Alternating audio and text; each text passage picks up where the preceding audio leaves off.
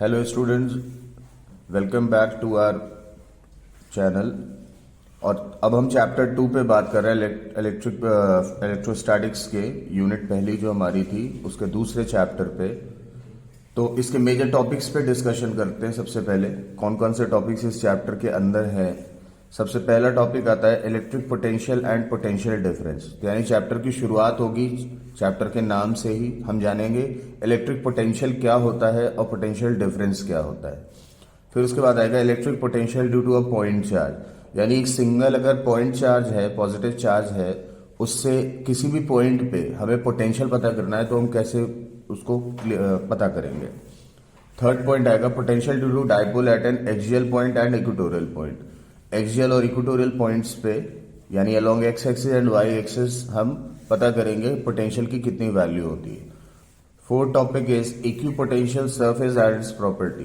ये काफी important topic है, मैं इसमें इंपॉर्टेंट मार्क कर रहा हूं as per the exams. Equipotential surface क्या होता है और उसकी प्रॉपर्टीज क्या होती है। Next, work done for two charges.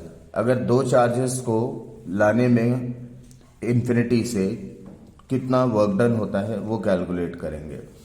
फिर next is relation between electric field and potential. ये भी काफी इंपॉर्टेंट टॉपिक है क्योंकि इसका यूज कई रिलेशंस में आपको देखने को मिलेगा। फिर potential energy of a dipole in electric field, यानी इलेक्ट्रिक फील्ड में पोटेंशियल एनर्जी कितनी कैलकुलेट होकर के आती है डाइपोल की। ये भी इंपॉर्टेंट है, एग्जाम में बहुत से क्वेश्चन इसमें पूछे जाते हैं।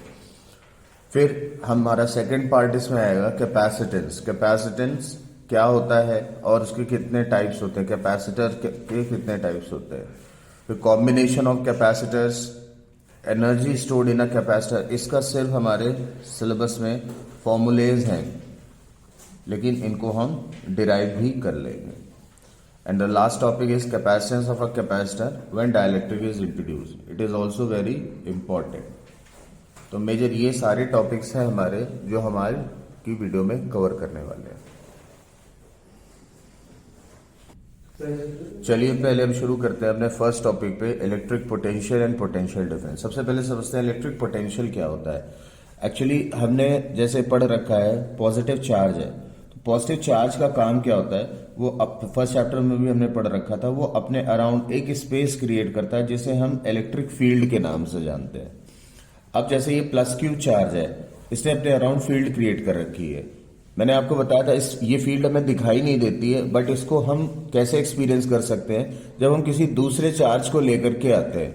दूसरा चार्ज हमारा क्या होता है, वो भी पॉजिटिव चार्ज होता है जिसका नाम हमारा होता है टेस्ट चार्ज, क्योंकि ये टेस्ट करने के काम में आता है इसलिए इसको नाम दिया जाता है टेस्ट चार्ज। इसकी एग्जैक्टली जो पोजिशन हम मानते हैं वो मानते हैं कि इन्फिनिटी पे है।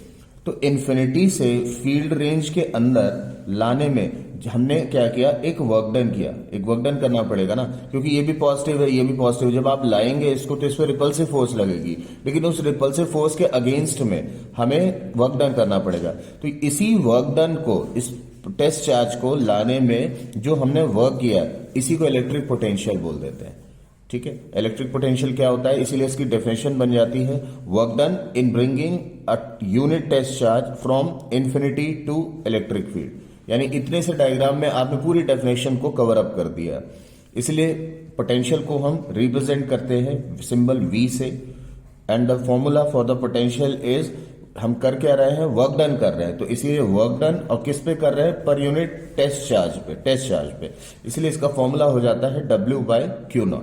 अगर हम इसकी यूनिट की बात करें, यूनिट कभी भी हमें रटनी नहीं होती है, हम फॉर्मूले से ही यूनिट को डिराइव करते हैं। फॉर्मूले से यूनिट को डिराइव कर देते हैं। तो formula work done upon charge है, तो वर्क डन का फॉर्मूला से यूनिट हमने डिराइव कर दी जूल, और चार्ज की यूनिट हो गई कुलम। तो इसीलिए joule per coulomb is the SI unit of it. अब बात करते हैं पोटेंशियल डिफरेंस की। सपोज दैट ये पॉइंट A था, हमने यहां पे अज्यूम कर लिया फील्ड के अंदर एक छोटा सा पॉइंट A, यहां पर हमने इस चार्ज को लेकर के आ गए। तो यहां पे ऑब्वियसली इसका एक सर्टेन पोटेंशियल डेवलप हो चुका है। अब हमने A से इसको मान लीजिए पॉइंट B तक, यानी चार्ज के और पास ले जाकर के पॉइंट B तक इसको दूसरा मूव कराया। अब A और B पर भी अपना दूसरा पोटेंशियल इसका जनरेट हो जाएगा। मान लिया A पे जो पोटेंशियल था उसको हमने VA मान लिया, और B पे जो पोटेंशियल था ये हमने VB मान लिया। तो इन्हीं दोनों पॉइंट्स के पोटेंशियल्स का जो डिफरेंस होता है, this is known as potential difference. यानी पोटेंशियल डिफरेंस क्या है हमारा, उसको भी हम V से ही रिप्रेजेंट करते हैं। पोटेंशियल डिफरेंस क्या है हमारा, जो हमारा VA और VB का जो डिफरेंस आ रहा है, VA और VB का जो डिफरेंस आएगा यही हमारा पोटेंशियल डिफरेंस होगा। आप देख सकते हैं पोटेंशियल और पोटेंशियल डिफरेंस लगभग एक ही जैसे है। वर्क डन इसमें भी होता है, वर्क डन इसमें भी हो रहा है, बस इसमें क्या हो रहा है, हम इन्फिनिटी से फील्ड में लाते हैं और इसमें क्या करते हैं, फील्ड के अंदर ही एक पॉइंट से दूसरे पॉइंट तक चार्ज को मूव कराते हैं। इसीलिए सिंबल भी वही होगा जो इलेक्ट्रिक पोटेंशियल का होगा और यूनिट भी वही होगी, जूल पर कूलम और वोल्ट, इसको हम वोल्ट भी बोल सकते हैं। चलिए सेकंड टॉपिक की ओर आते हैं, electric potential due to a point charge. इसमें मैं आपको सिखाऊंगा डेरिवेशन बनाते कैसे, क्योंकि डेरिवेशंस कभी भी हमें रटनी नहीं होती, हमेशा कॉन्सेप्ट को समझना होता है और डेरिवेशन अपने आप प्रैक्टिस से आती है।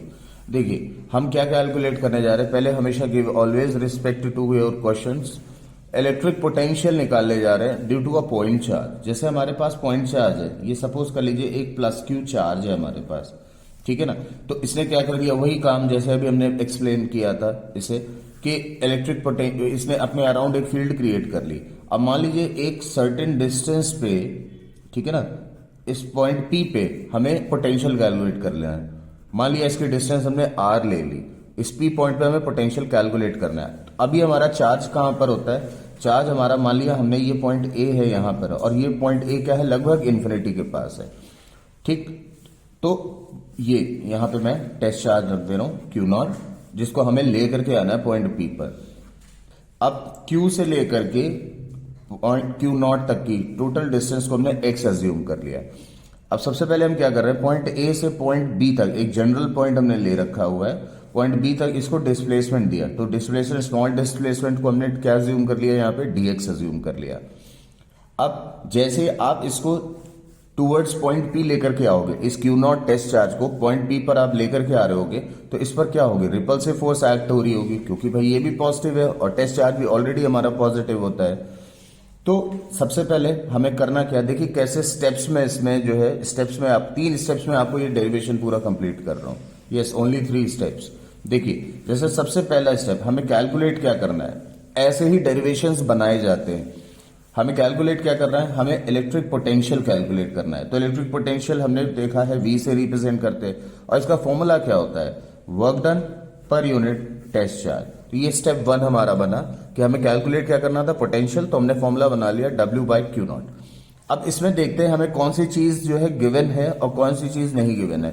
तो Q0 ऑलरेडी हमारे पास टेस्ट चार्ज हम ले चुके हैं, तो हमारे पास क्या नहीं है, वर्क डन नहीं है। तो सेकंड स्टेप पे हमने क्या कर दिया, वर्क डन निकाल लिया।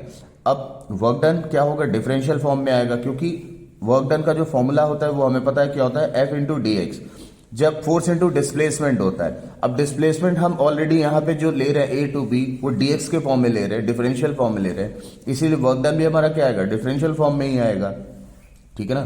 फिर थर्ड पॉइंट पे आगे बढ़ते हैं। अब इसमें देखते हैं कि हमें डिस्प्लेसमेंट dx दिया हुआ है और क्या अननोन है हमारे लिए, फोर्स अननोन है। तो थर्ड स्टेप में हमने क्या कर दिया, फोर्स कैलकुलेट कर दिया। और फोर्स कैसे कैलकुलेट होगी, ऑब्वियसली कूलम्स लॉ से, हमने फर्स्ट चैप्टर में पढ़ रखा है।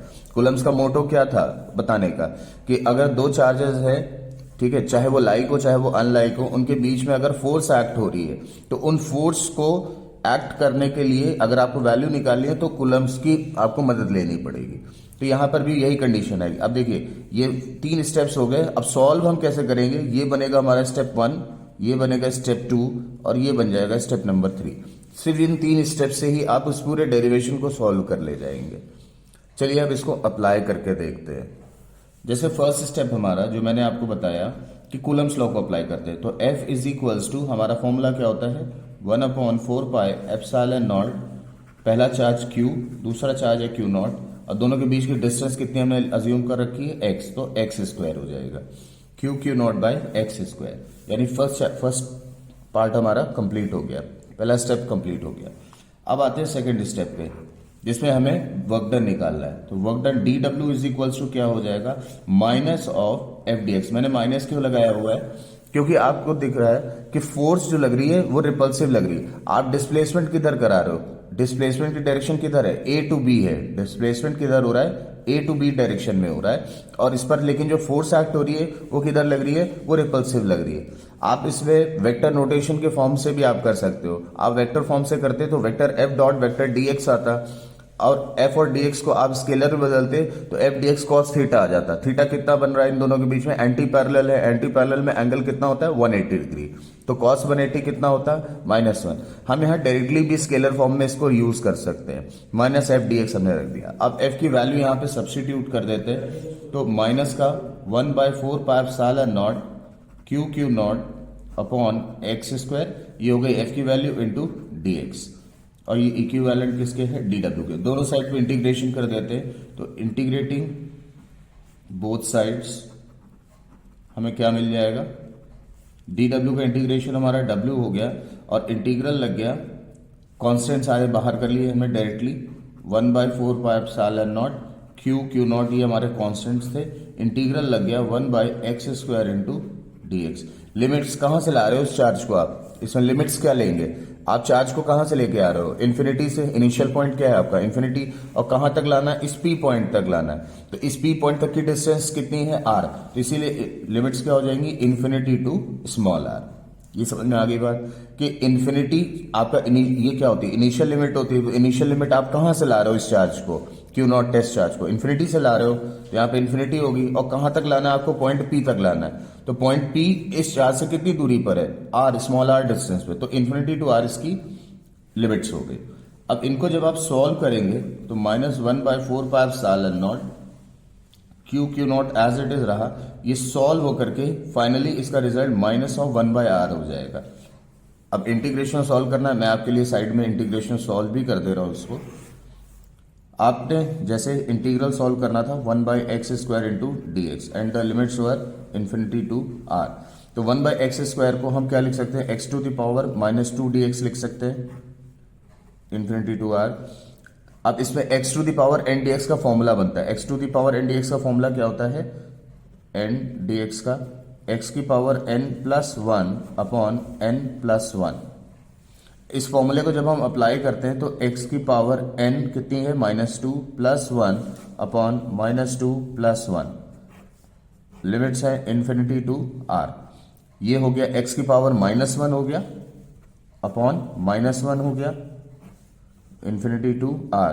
फाइनली इसको अगर हम लिखें तो क्या लिख सकते हैं, -1 पावर में होती है तो ये नीचे चली जाती है, इसको हम लिख सकते हैं 1/x, और माइनस लगा हुआ तो -1/x, माइनस का 1/x, और लास्ट में हम इसमें लिमिट्स पुट कर देते हैं, upper limit minus lower limit. तो अपर लिमिट जब आपने पुट करी तो माइनस का 1/r, lower limit minus minus plus 1/∞। Formula क्या होता है, upper limit minus lower limit, ये जो बीच का वेरिएबल होता है इसमें एक बार अपर लिमिट डालते हैं, माइनस लगाते हैं, तो माइनस फॉर्मूले का, और ये ऑलरेडी माइनस मिलके प्लस हो गया 1/∞।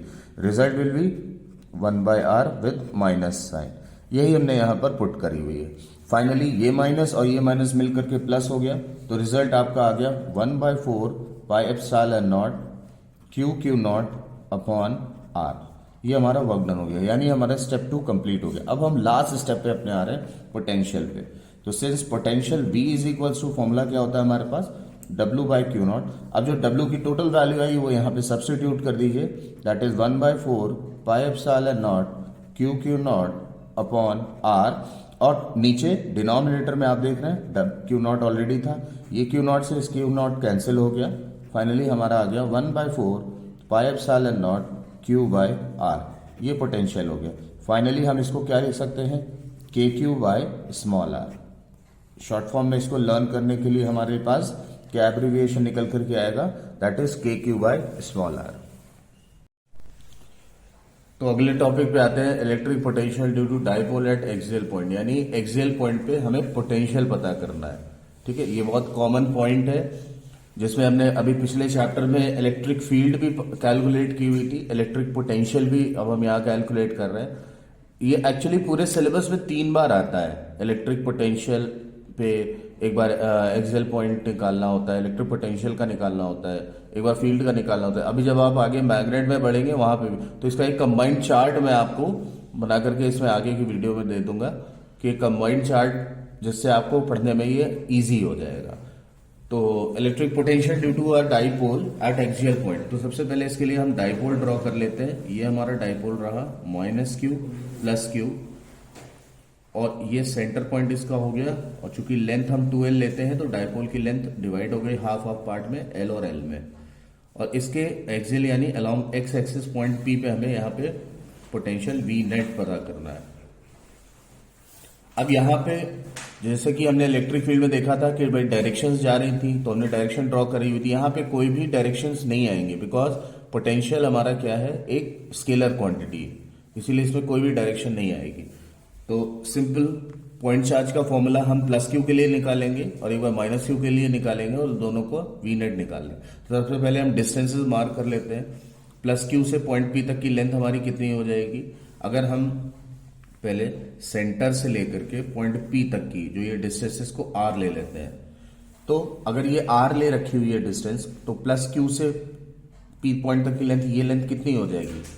जब हम r में से ये l माइनस कर देंगे, ये वाली लेंथ माइनस करेंगे, तभी तो ये कैलकुलेट होगी। तो ये हो जाएगी r - l। ओके, अब -q से पॉइंट P तक की लेंथ अगर हमें चाहिए, तो इसके लिए हमें यहां तक की लेंथ दे रखी है r। तो r में जब हम ये l ऐड कर देंगे तो ये लेंथ निकल आएगी, यानी ये हो जाएगी r + l। तो पहले हम पोटेंशियल ड्यू टू +q निकाल लेते हैं। पॉइंट चार्ज का फॉर्मूला हमारे पास था kq/r, तो kq/r यानी लेंथ उसकी कितनी है, r - l। Similarly v -q के लिए कैलकुलेट कर लेते हैं। हमारा क्या हो जाएगा, -kq/r + l। अब दोनों का V नेट निकाल लेते हैं, जो हमें एक्चुअली निकालना है। तो दोनों को ऐड कर देना है, यानी kq/r - l plus -kq/r + l। अब सिंपल एलसीएम लेकर के इन्हें सोल्व कर दीजिए। तो r - l और r + l ये एलसीएम हो गए। kq हम कॉमन कर लेते हैं, तो अंदर बच जाएगा r + l, और प्लस माइनस माइनस हो गया, और r - l। तो r - l आ रहा था, तो मैं डायरेक्टली ब्रैकेट खोल दे रहा हूं, तो -r + l हो जाएगा। ठीक है, ये समझ गए ना? Plus minus minus, kq common हो गया, ऊपर आना था r - l, तो r - l के लिए जब ब्रैकेट हमने खोला तो -r और -l का हो गया +l। तो यहां से r से r कैंसिल हो गया। अब ये आया क्या, q इंटू l + l क्या हो गया, 2l। q इंटू 2l बन गया p, यानी pk/, ये आप देख सकते हैं r - l, r + l किसका फॉर्मूला होता है, a² - b² का। फिर लास्ट में वही अपनी हेडिंग डाल देते हैं, since l is very very smaller than r, therefore l is neglected. l को हम क्या करेंगे, नेग्लेक्ट कर देंगे। तो यानी फाइनली V नेट हमारा क्या आ गया, pk/r², जहां पे k की वैल्यू हम ऑलरेडी जानते हैं, दैट इज 1/4πε0। चलिए अब इक्वेटोरियल पॉइंट पे आते हैं, जिसमें कि सबसे पहले हमने डाइपोल ले लिया। अब इक्वेटोरियल पॉइंट पे हम इलेक्ट्रिक पोटेंशियल पता कर रहे हैं। तो दिस इज -q + q। सबसे पहला काम यही करना होता है, डाइपोल बनाना होता है, और डायग्राम की बहुत इंपॉर्टेंस होती है। हाफ लेंथ LL हो गई, यानी P। अब इक्वेटोरियल का मतलब हो गया along y axis. Along y axis ये r डिस्टेंस पे पॉइंट P है, यहां पे हमें पोटेंशियल पता करना है। तो सिमिलरली वही काम, इसको हम एक ट्रायंगल की तरह अज्यूम कर लेते हैं। तो मिड पॉइंट थ्योरम के अकॉर्डिंगली आपने ये जानते हैं कि अगर सेंटर से कोई पॉइंट जाता है तो वो इक्वल डिस्टेंस में इसको डिस्ट्रीब्यूट कर देता है। तो अगर डिस्टेंस ये हम x अज्यूम कर ले तो ये भी डिस्टेंस x हो जाएगी। अब करना क्या है, काम वही, पोटेंशियल पॉइंट चार्ज का फॉर्मूला हम P पॉइंट पे -q के लिए एक बार +q के लिए लगाएंगे और इनका नेट निकाल लेंगे। तो V + q जब हम निकाल लें तो फॉर्मूला हमारे पास क्या है, kq/x, क्योंकि फॉर्मूला होता है kq/r। तो +q के लिए क्या हो जाएगा, kq/ डिस्टेंस हमने क्या ले रखी है, x। सिमिलरली V - q के लिए जब निकालेंगे तो क्या हो जाएगी, -kq/x। जब इनका V नेट निकालेंगे तो हमें क्या करना होगा, दोनों को ऐड करना होगा, यानी kq/x प्लस -kq/x। फाइनली ये क्या आ गया, kq/x + -kq/x। ये कैंसिल आउट होकर के दोनों एक दूसरे को जीरो रिजल्ट देगा, यानी पोटेंशियल की वैल्यू इक्वेटोरियल पॉइंट पे जीरो होती है। ये 1 मार्क में भी पूछा जा सकता है कि what is the value of potential, electric potential due to dipole at equatorial point, तो याद रखिएगा जीरो होती है इसकी वैल्यू। अब आते हैं इक्विपोटेंशियल सरफेस पे। ये बहुत ही इंटरेस्टिंग टॉपिक है और इसको समझने के लिए आपको करना क्या होता है कि इसको उल्टा आप पढ़िए। अगर आप देखिए ये 3 पार्ट में है, पहला पार्ट है इक्यू, फिर है सेकंड है पोटेंशियल और तीसरा है सरफेस। समझने के लिए इसको उल्टा पढ़िए, यानी पहला सरफेस, फिर पोटेंशियल, फिर इक्यू, यानी ऐसा सरफेस जहां पे पोटेंशियल क्या हो, इक्वल हो, ऐसे सरफेस को इक्विपोटेंशियल सरफेस बोलते हैं। इसलिए इसको डिफाइन भी यही किया जाता है कि the surface which have potential equal at every point. मान लीजिए कोई ये सरफेस ले लिया किसी भी बॉडी का, तो हर तरफ पोटेंशियल क्या सेम हो। अगर इस पॉइंट पे मान लीजिए V है तो इस पॉइंट पे भी V ही होगा, इस पॉइंट पे भी V ही होगा, तो यानी हर तरफ पोटेंशियल सेम होना चाहिए। तो ऐसे सरफेस को इक्विपोटेंशियल बोलते हैं। तो इसकी डेफिनेशन बन जाती है any surface having equal potential is called as equipotential surface. अब इनकी कुछ प्रॉपर्टीज आ जाती है, मेजर प्रॉपर्टीज जो एग्जाम में पूछी जाती हैं। कभी कभार ऐसे क्वेश्चन आ जाता है कि 1 मार्क या 2 मार्क्स में कि गिव 2 और 3 प्रॉपर्टीज ऑफ इक्विपोटेंशियल सरफेस। तो इसमें कि सबसे पहले हम प्रॉपर्टीज की बात करते हैं। तो इनमें प्रॉपर्टीज में सबसे मेजर प्रॉपर्टी आती है कि work done in equipotential surface is always zero, is always zero, यानी किसी भी इक्विपोटेंशियल सरफेस पे किया गया वर्क डन जो होता है वो हमेशा जीरो होता है। मतलब कहने का कि मान लीजिए जैसे अब इसको हम मैथमेटिकली भी शो कर सकते हैं। हमने वर्क डन का फॉर्मूला पढ़ रखा है, क्या होता है, चार्ज इनटू, इसी चैप्टर में पहला फॉर्मूला है चार्ज इनटू पोटेंशियल डिफरेंस। मान लीजिए चार्ज तो आपके पास है Q, लेकिन इक्विपोटेंशियल पे पोटेंशियल डिफरेंस क्या होगा। अब देखिए यहाँ का पोटेंशियल V है, यहाँ का भी V है, तो अब इन दोनों का अगर आप डिफरेंस करेंगे तो डिफरेंस क्या आएगा, जीरो आएगा, क्योंकि V से V कैंसिल आउट हो जाएगा। तो इसीलिए पोटेंशियल डिफरेंस इज जीरो, इसीलिए नेट वर्क डन क्या आ जाता है, जीरो आ जाता है। तो पहली प्रॉपर्टी तो यही बन जाती है कि work done in equipotential is always zero. ये क्वेश्चन घुमा के भी पूछ लेते हैं।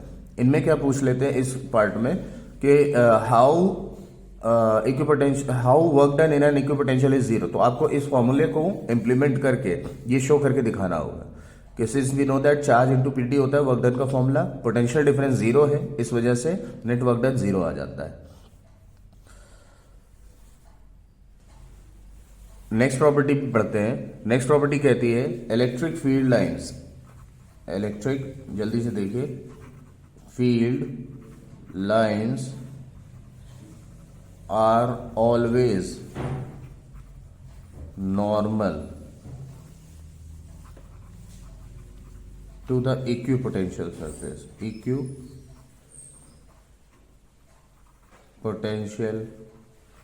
surface।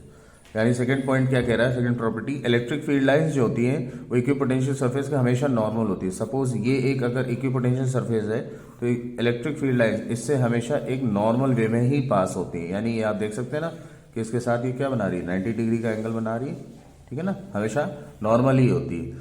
अब इसमें भी क्वेश्चन पूछ लिया जाता है कि why it is being so, कि इलेक्ट्रिक फील्ड लाइन हमेशा नॉर्मल ही होती है। तो इसके पीछे रीजन क्या होता है, रीजन को इसको आप नोट कर लीजिएगा।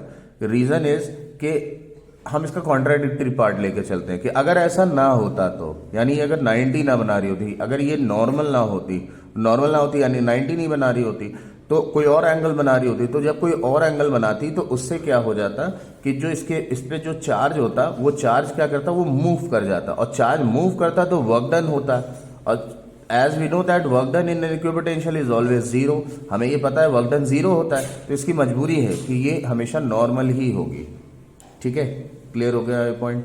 मैं फिर से बता दे रहा हूं कि इलेक्ट्रिक फील्ड लाइंस हमेशा नॉर्मल क्यों होती है। द रीजन बिहाइंड इज कि इक्विपोटेंशियल पे नॉर्मल अगर ना होती, हम कॉन्ट्राडिक्टरी लेकर के चलेंगे, if it is not so, अगर वो ना होती तो यहां पर हम कोई और एंगल बना रही होती, भाई 90 नहीं होती तो 45 बना रही होती, 30 बना रही होती, तो उससे जो इसके ऊपर चार्ज होता वो चार्ज मूव करता, और चार्ज जब मूव करता तो आपको पता है वर्क का फॉर्मूला फोर्स इनटू डिस्प्लेसमेंट होता है, तो वर्क डन कैलकुलेट होकर के आता है ना। क्योंकि फोर्स तो इलेक्ट्रिक फील्ड लाइन लगा ही रही है उसके ऊपर, तो वर्क डन निकलता, और वो वर्क डन जीरो होता है, इसलिए इसकी मजबूरी है कि इसकी ये हमेशा नॉर्मल ही रहेगी। नेक्स्ट प्रॉपर्टी में बढ़ते हैं। Two equipotential surfaces can not intersect each other. यहां में लिख दे रहा हूं, टू इक्विपोटेंशियल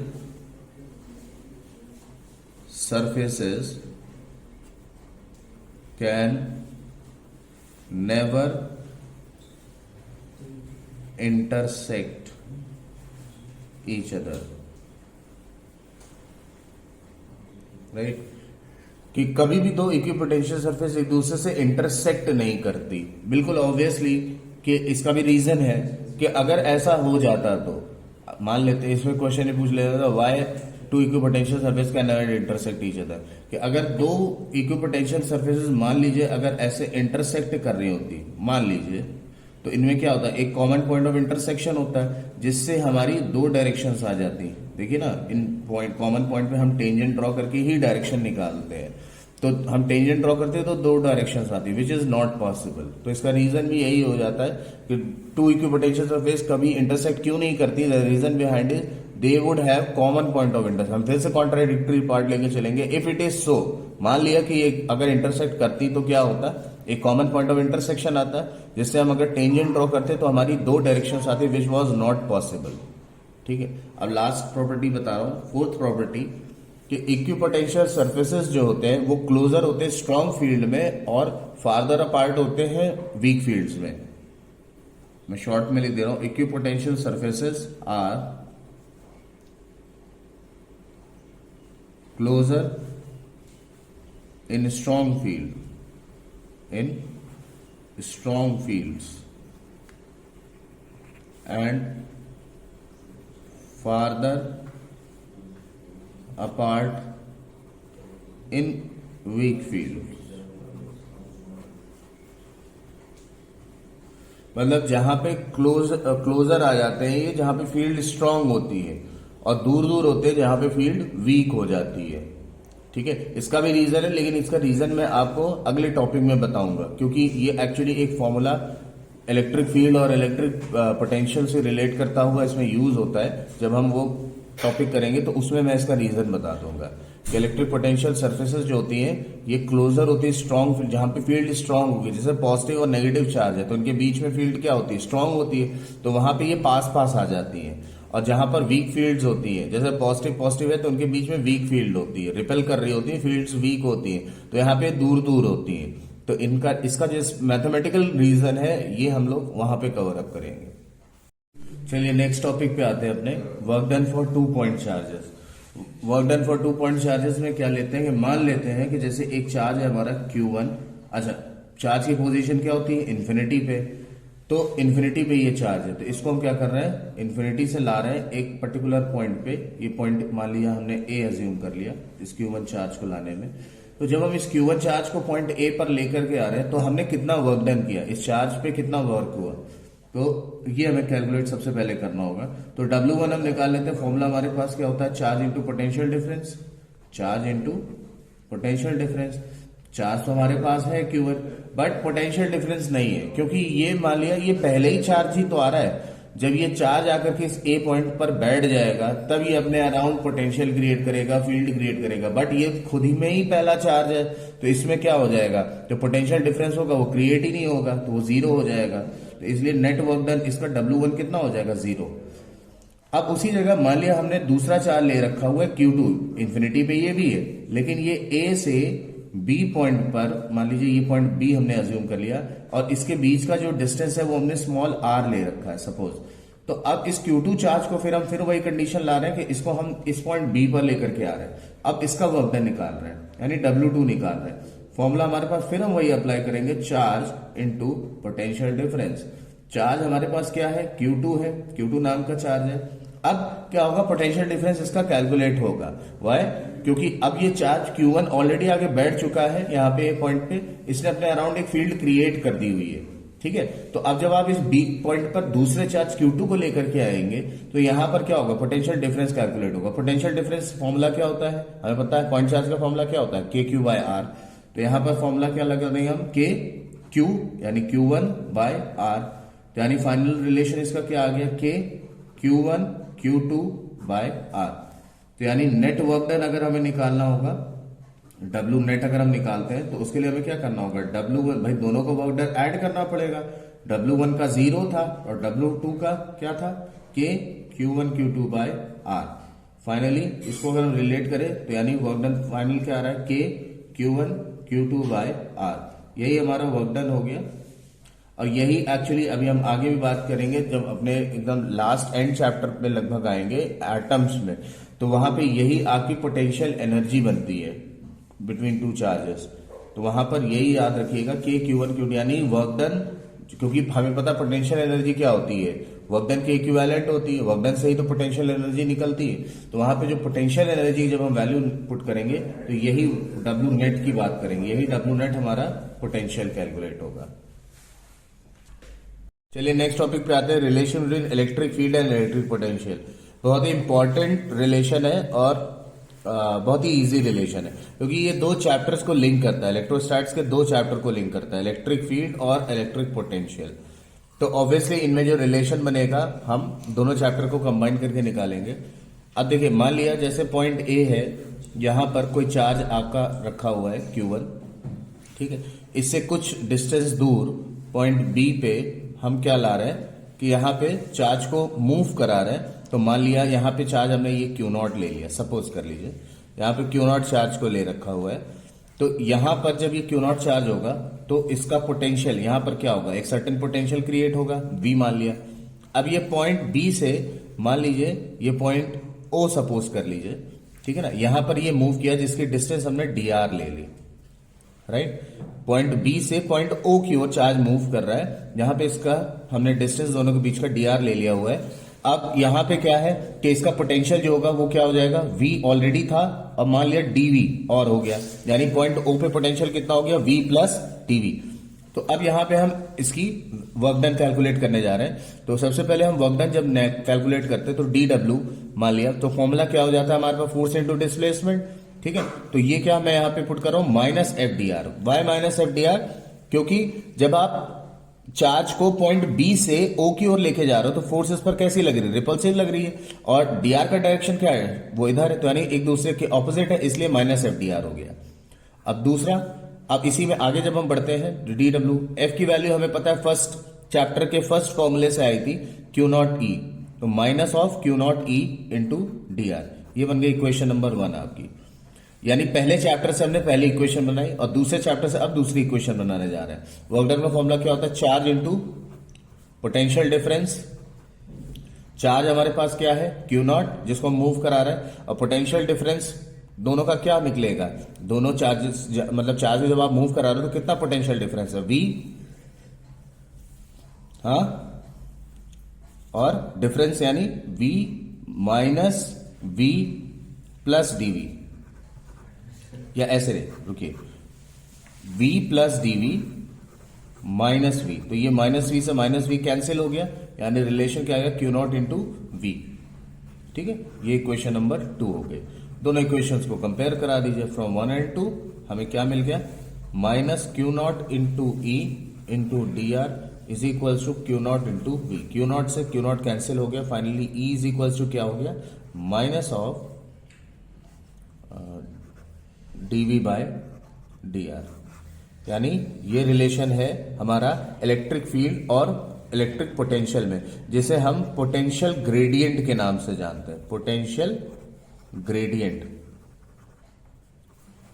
ग्रेडियंट का मतलब क्या हो जाता है कि जब भी कोई फैक्टर आपका डिस्टेंस के रिस्पेक्ट में, ठीक है, आपका डिवाइड हो रहा होता है तो या डिफरेंशिएट हो रहा होता है तो उसको हम ग्रेडियंट वर्ड देते हैं। तो यहां पे पोटेंशियल जो है वो डिस्टेंस के रिस्पेक्ट में हो रहा है, तो इसलिए इसको पोटेंशियल ग्रेडियंट बोलते हैं। डी आर क्या है, डिस्टेंस है, डीवी क्या है, पोटेंशियल। इसको आप प्रॉपर इंटीग्रल फॉर्म में अगर लिखें तो minus of V by R भी लिख सकते हैं। ये कई जगह पे यूज होने वाला फॉर्मूला है, और इसमें हम, जैसे मैंने आपको बताया था, एक लास्ट प्रॉपर्टी हमारी इक्विपोटेंशियल की थी, मैंने आपसे कहा था मैं इसको आगे बताऊंगा कि equipotential surface are closer in the strong field. अब मतलब इक्विपोटेंशियल जो होते हैं वो क्लोजर होते हैं स्ट्रॉन्ग फील्ड में और फार्दर अपार्ट होते हैं वीक फील्ड में। उसका मैथमेटिकल रीजन यही है। देखिए, अब आप क्या कर रहे हो, फील्ड अगर स्ट्रांग कर रहे हो, देखो ना फील्ड को आप बढ़ा रहे हो, इलेक्ट्रिक फील्ड को बढ़ा रहे हो, तो डिस्टेंस क्या हो रहा है, उसके इन्वर्सली रिलेशन में आ रहा है, तो डिस्टेंस क्या होगा, कम हो जाएगा। और अगर फील्ड आपकी कम हो रही है तो डिस्टेंस क्या हो जाएगी, बढ़ जाएगी, राइट। नेक्स्ट टॉपिक पे आते हैं, potential energy of a dipole in an electric field. यानी जैसे हमने पिछले चैप्टर में टॉर्क निकाला था कि ये हमारी मान लीजिए इलेक्ट्रिक फील्ड्स हैं, फील्ड लाइंस हैं, और इसमें कोई डाइपोल रखा हुआ है, right, minus Q plus Q charge, और डिस्टेंस इनके बीच का 2 है। तो जब ये जैसे ये डाइपोल मान लीजिए, मैंने पेन को मान लिया, ये डाइपोल ऐसे रखा हुआ है, तो इलेक्ट्रिक फील्ड क्या लगाती है, इनके एंड्स पे फोर्सेस लगाती है भाई, क्योंकि ये माइनस क्यू होता है, ये प्लस क्यू होता है, दोनों एंड्स पे फोर्स लगता है, जिसके कारण ये क्या करता है, ऐसे रोटेट करने लगता है इलेक्ट्रिक फील्ड में, ठीक है ना। तो जब भी यानी ये रोटेट कर रहा है, इसका मतलब इसके अंदर पोटेंशियल एनर्जीज होंगी, तभी तो ये रोटेट कर पा रहा है। वही पोटेंशियल एनर्जी हमें कैलकुलेट करनी है, ठीक है।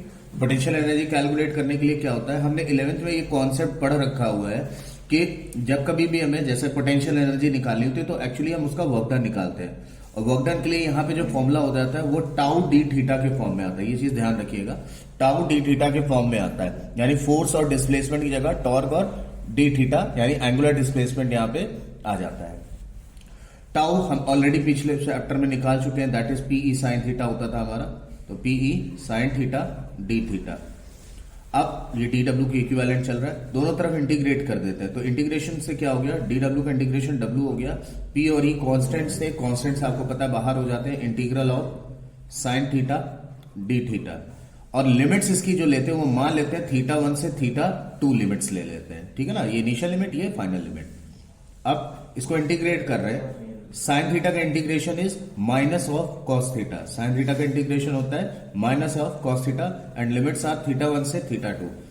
अब इनके लिमिट्स आप पुट कर दीजिए, minus cos upper limit minus lower limit, यानी थीटा 2 माइनस, और ये माइनस मिलकर के प्लस हो गया कॉस थीटा 1। मींस इसको जब हम सॉल्व करते हैं तो पीई, इसको हम प्रॉपर फॉर्म में लिखते हैं, तो cos theta 1 minus cos theta 2, ये आपकी नेट पोटेंशियल जो है आ गई, पोटेंशियल एनर्जी आ गई, जिसको हम वर्क डन के फॉर्म में हमने निकाल रखा हुआ है। ये हमारी आ गई नेट पोटेंशियल डिफरेंस, या सॉरी नेट पोटेंशियल एनर्जी, ठीक है ना, of a dipole in an electric field, जो कि वर्क डन के फॉर्म में निकल करके आ रही। अब इसी में स्टेबिलिटी और अनस्टेबिलिटी की कंडीशन भी पूछ ली जाती है। उसके लिए आपको करना क्या होता है, इन्हीं थीटा 1 और थीटा 2 की वैल्यूज को रिप्लेस करके आप इनकी स्टेबिलिटी और अनस्टेबिलिटी भी कैलकुलेट कर सकते हो।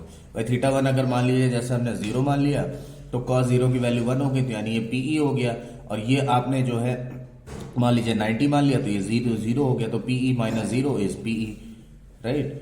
और उसी सिचुएशन से इसको 90 ले लिया आपने और इसको 0 ले लिया, तो ये हो गया 90, यानी cos 90 हो गया 0 आपका, तो ये फैक्टर 0 हो गया, और ये 0 ले रखा है अगर आपने, तो ये माइनस पीई अनस्टेबिलिटी कंडीशन आ गई। तो ऐसे स्टेबिलिटी और अनस्टेबिलिटी भी इसी फॉर्मूले से आपकी कैलकुलेट हो जाती है।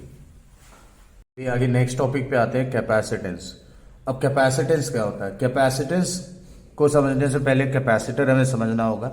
कैपेसिटर और कैपेसिटेंस एक दूसरे पे डिपेंडेंट फैक्टर्स हैं। अब सबसे पहले जैसे कैपेसिटर क्या होता है, कैपेसिटर एक ऐसे डिवाइस को हम बोलते हैं जिसके अंदर एबिलिटी होती है चार्ज को होल्ड करने की। Means capacitor is a device which stores charges in it.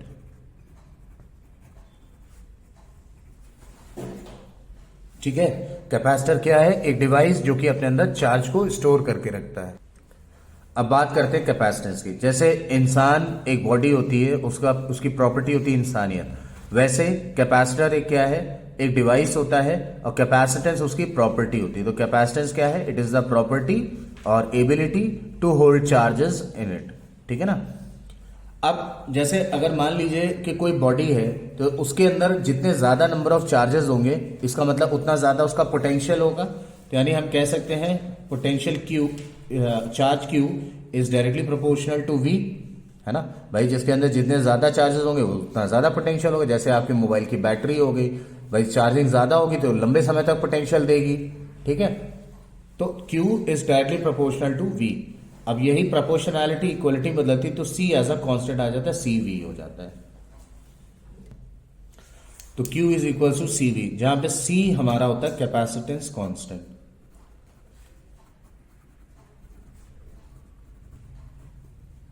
अब इस कैपेसिटर की, यानी अगर हम कैपेसिटर के लिए फॉर्मूला यूज करें कैपेसिटेंस के लिए, तो हो जाता है Q upon V। It is a quite important formula. इसकी यूनिट की बात करें, unit of capacitance is farad, FARAD, जिसको हम स्मॉल f या इवन कैपिटल F से भी रिप्रेजेंट कर देते हैं। ठीक है, स्मॉल f या कैपिटल F से फैराड को रिप्रेजेंट करते हैं। अब जो हम अपने जनरल टर्म में यूज करते हैं फैराड की वैल्यू, वो एक्चुअली बहुत स्मॉलर वैल्यूज होती हैं, क्योंकि एक फैराड की जो वैल्यू होती है वो अगर आप अज्यूम करें तो वो लगभग आपके जो अर्थ है उसके साइज से बहुत बड़ी यूनिट होती है। तो इसीलिए जो हम जनरल टर्म में यूज करते हैं वो हम यूज करते हैं माइक्रोफैराड, पिकोफैराड। तो कन्वर्जन भी देख लीजिए, क्योंकि न्यूमेरिकल्स में ये यूज होते हैं। 1 माइक्रोफैराड की वैल्यू होती है 10⁻⁻⁶ फैराड के बराबर, और इसीलिए 1 पिकोफैराड की बात करें तो हो जाती है 10⁻12 फैराड। मिली फैराड सबसे बड़ी फैराड यूनिट है, 10⁻³ फैराड।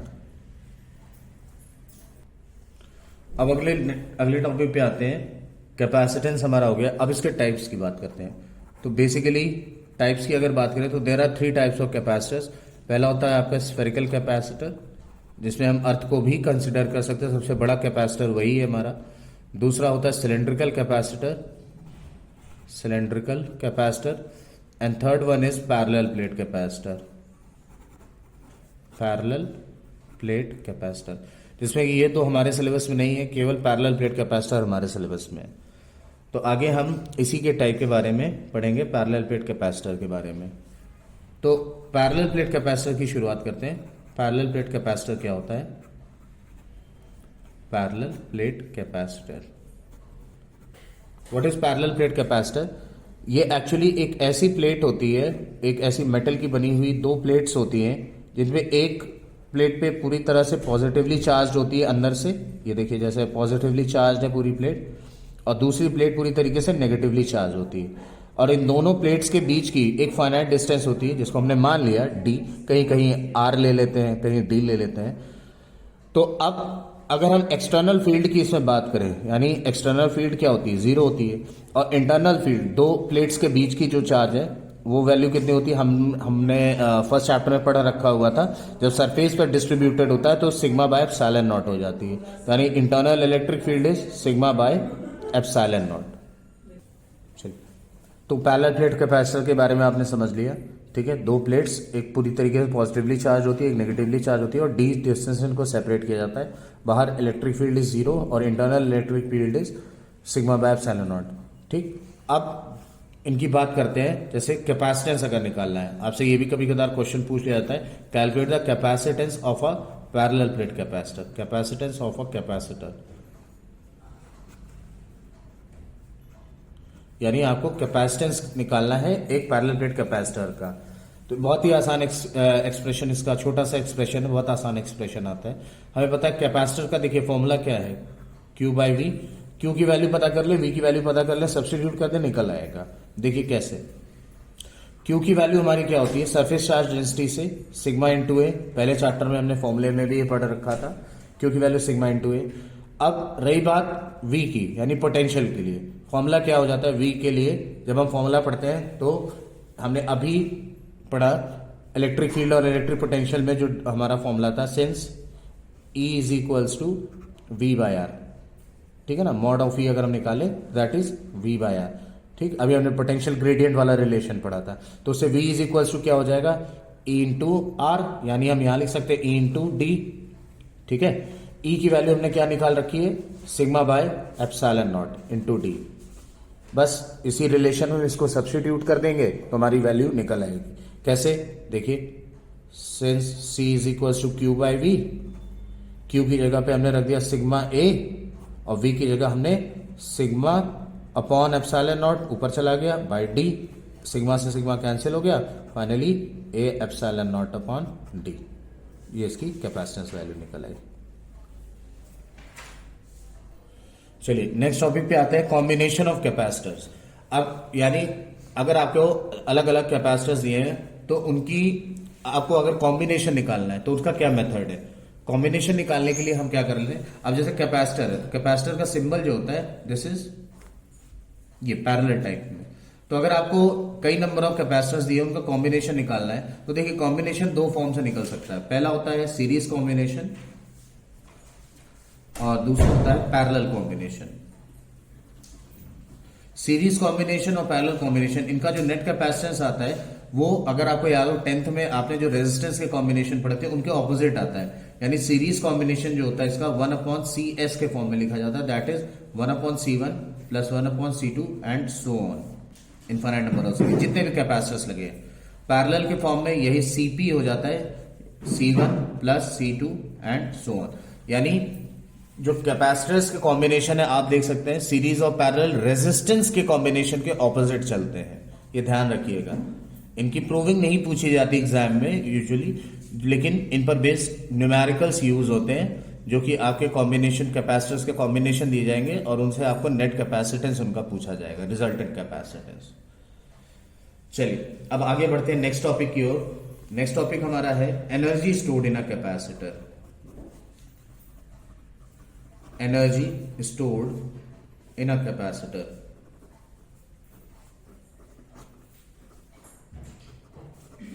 अब एनर्जी निकालनी है। एनर्जी का मतलब पोटेंशियल एनर्जी, क्योंकि भाई देखिए कैपेसिटर में क्या कंडीशन होती है, एक मतलब जो प्लेट्स होती हैं उसकी वो चार्ज होती हैं, तो यानी उनके अंदर पोटेंशियल एनर्जी होगी तभी तो वो चार्ज को गेन कर पाएगी। तो मान लिया यहां पर जैसे कि एग्जाम्पल के थ्रू हम ले लेते हैं कि मान लीजिए एक प्लेट है जो कि हमारी पूरी तरीके से जो है चार्ज है, सपोज पॉजिटिवली चार्ज है। इसके बगल में एक प्लेट हमने रखी हुई है जो कि थोड़ी सी चार्ज है, मतलब थोड़े से चार्ज है इस पे, ठीक है। तो इनिशियली अभी इसमें जो चार्ज वैल्यू है उसको हमने मान लिया सपोज Q डैश है, और बाकी जब इसके कांटेक्ट में ये प्लेट रखी जाएगी तो चार्ज धीरे धीरे करके इस पे स्टैब्लिश होना स्टार्ट करेगा, जिसको हमने DQ डैश मान लिया। और इसका जो पोटेंशियल है वो हमने V डैश ले रखा था और नेट पोटेंशियल इसका जो आ रहा है दैट इज V ले रखा हुआ है। अब हमें इसका कैपेसिटेंस निकालना है, यानी सॉरी एनर्जी स्टोर निकालनी है। तो एनर्जी निकालने के लिए हमें क्या निकालना होगा, वर्क डन निकालना होगा। तो वर्क डन के लिए फॉर्मूला क्या हो जाता है, अगर हम बात करें एनर्जी निकालने के लिए तो वर्क डन निकालना है। वर्क डन के लिए फॉर्मूला हम क्या लिखेंगे, चार्ज इंटू पोटेंशियल डिफरेंस, ठीक है, चार्ज इंटू पोटेंशियल डिफरेंस। तो चार्ज हमारा कैसा ट्रांसफर हो रहा है, स्मॉल पैकेट्स के फॉर्म में आ रहा है, यानी थोड़ा थोड़ा आ रहा है, तो DQ डैश आ रहा है। और पोटेंशियल क्या है, V डैश, तो V डैश इंटू क्या हो जाएगा, DQ डैश। अब V डैश के लिए वैल्यू क्या हो जाएगी, Q डैश बाई C, फॉर्मूले से, कैपेसिटेंस के फॉर्मूले से, Q dash by C into DQ dash. अब इसको इंटीग्रेट कर दीजिए, dW का इंटीग्रेशन W हो गया, 1/C बाहर हो गया, integral of Q dash DQ।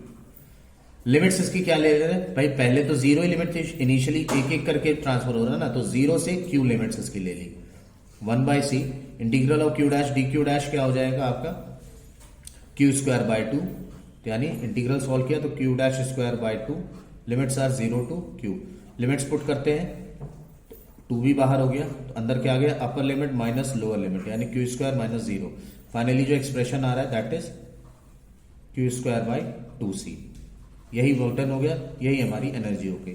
अब इससे हम क्या कर सकते हैं, एक फॉर्मूला और स्टैब्लिश कर सकते हैं,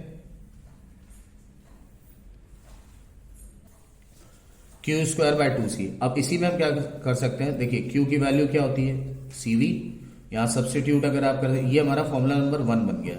Q की जगह अगर हम CV रख देते हैं तो अब हमारी एनर्जी क्या हो जाएगी, C square V square upon 2C। एक C से ये C कैंसिल हो गया, क्या आ गया, हाफ CV स्क्वायर। ये इक्वेशन 2 हो गई हमारी। थर्ड इक्वेशन में फिर से हम क्या लिख सकते हैं, सिंस मान लीजिए अब हम C को सब्स्टिट्यूट कर सकते हैं, C इज इक्वल टू क्या होती है, Q बाई V। सब्स्टिट्यूट करें, Q square upon 2 into C की जगह पर हम क्या लिख सकते हैं, C की जगह पे हम क्या लिख सकते हैं, Q बाई V। तो Q और V ऊपर चला गया, एक Q से Q कैंसिल हो गया, क्या आ गया, हाफ Q इंटू V। ये हो गया फॉर्मूला नंबर 3। तो ये 3 मेजर फॉर्मूलेज हैं आपके जो एग्जाम में आपसे पूछे जाएंगे या इन पर बेस्ड जो है कई जगह पे न्यूमेरिकल्स वगैरह यूज होते हैं, न्यूमेरिकल्स में यूज होते हैं फॉर्मूले। तो ये 3 मेन फॉर्मूलेज इंपॉर्टेंट है और यही आपके सिलेबस में। प्रूविंग नहीं है, लेकिन मैंने आपको बता दी प्रूविंग, जिससे कि आपको कोई कंफ्यूजन ना हो। तो इन फाइनल फॉर्मूलेज का यूजेज इसमें आएगा आपका। चलिए लास्ट टॉपिक पे आते हैं, that is capacitance of a capacitor when dielectric is introduced. तो उसके लिए सबसे पहले हम अपना पैरेलल प्लेट कैपेसिटर बना लेते हैं। एक प्लेट जो कि पूरी तरह से पॉजिटिवली चार्ज थी और दूसरी प्लेट जो कि पूरी तरह से नेगेटिवली चार्ज थी। ये क्वेश्चन कई बार सेवरल नंबर ऑफ टाइम्स जो बोर्ड में पूछा गया है, इसलिए इम्पोर्टेंट एक्सप्रेशन है ये। इनके बीच की पूरी जो लेंथ है वो हमने स्मॉल डी ले रखी हुई है। अब अभी इनिशियल स्टेज पे मान लेते हैं कि इसकी जो फील्ड है दैट इज ई नॉट, ठीक है, ई नॉट इसकी ओरिजिनल फील्ड है। अब जब आप इसमें बीच में एक डाइलेक्ट्रिक को इंट्रोड्यूस कर रहे हैं, डाइलेक्ट्रिक का रोल क्या होता है, ये एक तरह से इंसुलेशन का काम करता है, यानी चार्ज के फ्लो रेट को कम करता है। तो उस हिसाब से क्या होगा, ये नेगेटिव चार्ज अभी बिना डाइलेक्ट्रिक के क्या हो रहा था, डायरेक्ट इस पॉजिटिव को हिट कर रहा था, ठीक है, और ये जो आपका इससे क्या हो रहा था कि जो नेगेटिव चार्ज था वो जल्दी से पॉजिटिव चार्ज को न्यूट्रलाइज कर दे रहा था। बट जैसे ही इसमें डाइलेक्ट्रिक आपने इंट्रोड्यूस किया तो एक एंड पे इसमें क्या हो जाएंगे, नेगेटिव चार्ज जो है पोलराइज्ड हो जाएंगे और इस एंड पे क्या हो जाएंगे, पॉजिटिव चार्जेस जो थे वो पोलराइज्ड हो जाएंगे, ठीक है। तो इनसे क्या हो जाएगी, इनसे एक फील्ड क्रिएट होगी जिसको हम ईपी के नाम से जानते हैं। तो लेकिन अगर हम इनकी नेट फील्ड की बात करें, मान ले अगर हम इसको नेट फील्ड को ई मान रहे हैं, ई, तो वो कैसे निकालेंगे, जब इस ई नॉट में से इस ईपी को माइनस कर देंगे तभी तो हमें ये नेट फील्ड पता चल पाएगी इसके अंदर की, ठीक है। और डाइलेक्ट्रिक स्लैब की जो विड्थ है उसको हमने स्मॉल टी ले रखा हुआ है, क्लियर है फिगर, ठीक है। डाइलेक्ट्रिक की जो ये विड्थ है ना, इसको हमने स्मॉल टी ले रखा हुआ है। तो अब हमें इसका कैपेसिटेंस निकालना है। तो कैपेसिटेंस के लिए फॉर्मूला हमें पता है, सिंस की C is equal to Q by V, Q पता कर लीजिए, वी पता कर लीजिए, दोनों की वैल्यू सब्स्टिट्यूट कर दीजिए, निकल आएगा, बहुत ईजी है। तो v निकालने के लिए सबसे पहले हमें करना क्या है, v यहां पे दो आएंगे। कैसे, क्यों दो आएंगे, क्योंकि एक v आ रहा है आपका जो बिना यानी ओरिजिनल फील्ड के कारण आ रहा है, और दूसरा जो पोटेंशियल आएगा वो आपका जब डाइलेक्ट्रिक आप इंट्रोड्यूस कर रहे हो उसके कारण आ रहा है, यानी एक जो है आपका दोनों अलग अलग जो है पोटेंशियल्स कैलकुलेट हो रहे हैं। तो पहली हो गई ई नॉट, और इसके लिए डिस्टेंस कितना, फॉर्मूला हमें पता है, DV by D R relation से क्या होता है, ई इंटू यानी इलेक्ट्रिक फील्ड इंटू डिस्टेंस, ठीक है ना। तो इलेक्ट्रिक फील्ड कितनी है, ई नॉट, और इसका डिस्टेंस कितना है, जब डी में से आप टी माइनस कर देंगे तभी तो ये पार्ट निकल पाएगा, ये पार्ट निकालना है आपको, है ना। तो पूरे डी में से जब इस टी को माइनस करोगे तभी तो आएगा, तो डी माइनस टी प्लस दूसरा पोटेंशियल जो आ रहा है यानी इसका वाला, तो वो क्या हो जाएगा, ई इंटू टी, क्योंकि इसकी इलेक्ट्रिक फील्ड अंदर की क्या ले रखी हुई है, ई ले रखी हुई है, ठीक है ना। ई और इसकी डिस्टेंस कितनी स्लैब की, टी है, बस ये हो गई ई नॉट डी माइनस टी, और ई की वैल्यू हमें डाइलेक्ट्रिक परमिटिविटी से जो है आती है। परमिटिविटी क्या होती है, रिलेटिव परमिटिविटी आपकी original field upon reduced field, यानी ओरिजिनल अपॉन रिड्यूस्ड फील्ड के फॉर्म में आती है। फील्ड ओरिजिनल फील्ड कितनी थी आपकी पहले, ई नॉट, और रिड्यूस्ड फील्ड कितनी थी, ई, ठीक है, K is equal to E naught by E. तो यहां से अगर हम ई की वैल्यू निकालें तो ई की वैल्यू क्या हो जाएगी, ई नॉट बाई के हम लिख सकते हैं, वो यहां हम सब्सटीट्यूट कर रहे हैं, ई नॉट बाई के इंटू टी, बस सिंपल। ई नॉट इनमें से पूरे कॉमन मिल गया, हमें अंदर क्या बच गया, D minus T plus T by के, ये हमारा आ गया पोटेंशियल। अब उसके बाद हम पोटेंशियल तो हमारा निकल आया, अब हमें क्यू निकालना है। Since we know that Q is equal to क्या हो जाता है, फॉर्मूला हमारे पास कैपेसिटेंस क्या था, C is equal to Q into V, ठीक है। तो Q is equal to C by V, ठीक है, sorry Q is equal to C into V. Since जब हम बात करते हैं Q की वैल्यू क्या होती है, sigma into a surface charge density से। अच्छा, सिग्मा की रही बात, तो सिग्मा की वैल्यू क्या हो जाती है, इलेक्ट्रिक फील्ड इनसाइड कितनी होती है, सिग्मा बाय एप्सिलॉन नॉट, ठीक है। तो यहां से सिग्मा की वैल्यू कितनी हो जाएगी, ई इंटू एप्सिलॉन नॉट, यहां सब्सटीट्यूट कर दो, तो Q is equal to E into epsilon naught into A, बस Q निकला है, V निकला है, फाइनल फॉर्मूले में सब्सटीट्यूट कर दीजिए, C is equal to Q by V, Q की जगह पे क्या हो गया, E into epsilon naught A, E naught है, ओरिजिनल फील्ड क्या थी, ई नॉट थी हमारी, ठीक है ना।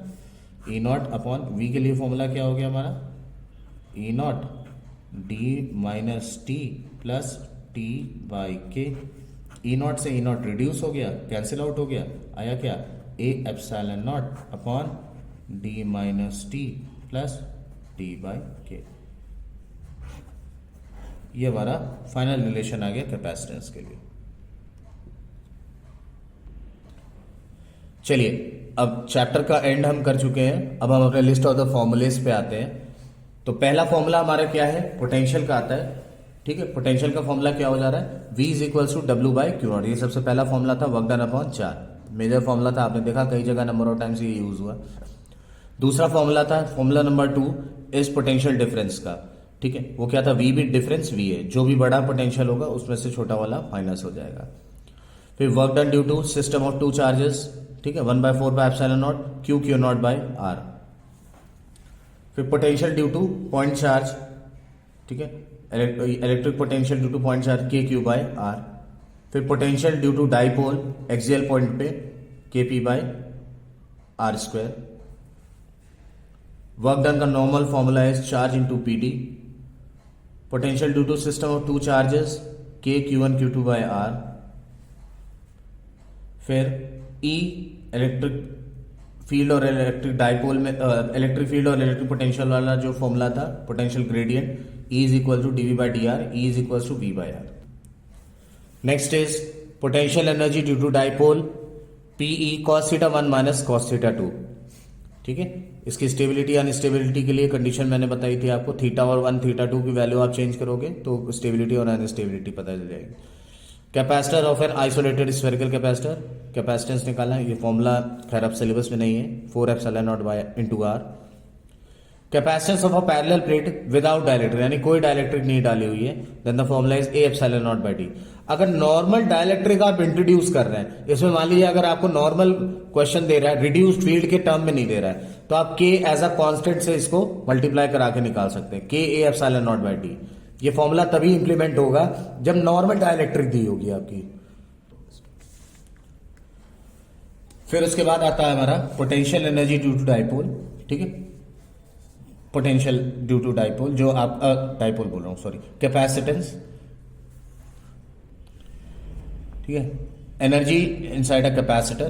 तो U is equals to Q square by 2C, पहला जो रिलेशन आया था, फिर Q की वैल्यू सब्स्टिट्यूट करके ये दूसरा relation half CV square, and third one is half Q into V। इसके बाद एक जो फॉर्मूला लास्ट हमारा रह गया, that is 15th one, reduced field वाला, ठीक है, capacitance of a reduced field. वो हमारा फॉर्मूला क्या आया था, C is equals to A epsilon naught upon D minus T plus T by K. तो यहां पे हमारा ये चैप्टर पूरा कंप्लीट होता है और ये कंप्लीट फॉर्मूलेस की लिस्ट भी आपके पास आ गई। अब इसके बाद अगर आपको इनके नोट्स PDF फॉर्म में चाहिए तो आप मेरे को कमेंट सेक्शन में भी बता सकते हैं, हम आपको नोट्स इनके जो है PDF फॉर्म में प्रोवाइड कर देंगे। और बाकी अगर आपको इस चैनल से वैल्यू मिली हो, आपको कुछ इंप्रूवमेंट दिख रहा हो, तो प्लीज़ हमें कमेंट करें और इस चैनल को ज़्यादा से ज़्यादा लाइक और शेयर ज़रूर करें, सब्सक्राइब ज़रूर करवा दें। Thank you.